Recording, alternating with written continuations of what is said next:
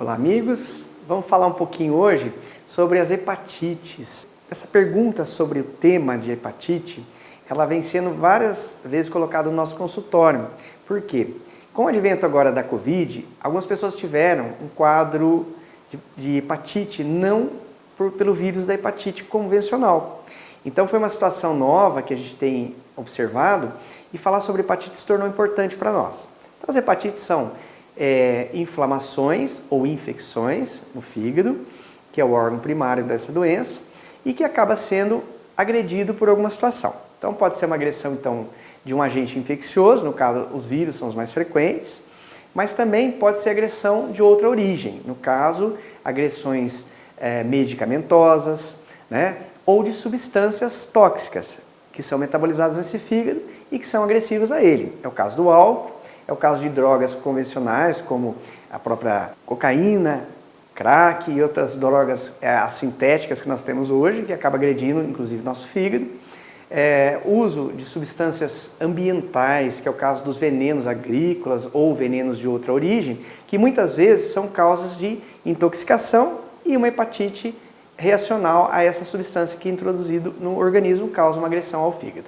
Então, são os grupos mais frequentes, essas doenças, né, a causar essa situação, e que a partir daí, o fígado, de uma maneira a se prejudicar nas suas funções, passa a exprimir sintomas. Então, náuseas, vômitos, dor abdominal, né, quadros às vezes febris associados, e também um prejuízo global na eliminação, né, das bilirrubinas, que são substâncias que nós temos a nível de nosso equilíbrio hepático e que esse tipo de substância passa a ser agressivo, inclusive a outros órgãos. É o caso de, muitas vezes, o paciente que desenvolve esse quadro, desenvolver também encefalopatia, né, de origem hepática, que é uma situação em que o cérebro passa a ser agredido secundariamente. Então, dessa maneira, a hepatite passa a ser uma situação bastante importante, é uma situação clínica. Nós temos também os famosos vírus da hepatite A, B, C, a delta, que não é muito comum aqui na nossa região, né? E que acaba sendo realmente os clássicos anteriormente definidos. E agora, com essas novas viroses, muitas vezes nós podemos fazer quadros transinfecciosos e que acabam migrando para esse fígado e agredindo ele de uma maneira a ele também realmente reagir de uma maneira imprópria.